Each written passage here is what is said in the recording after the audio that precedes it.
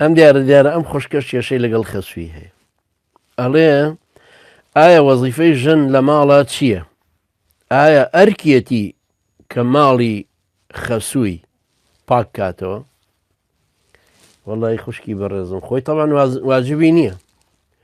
جارە گەرماڵی خۆتان هەبێ و بەجیا بن هیچ واجبی نییە بڕا ماڵی خەسووی پاکات.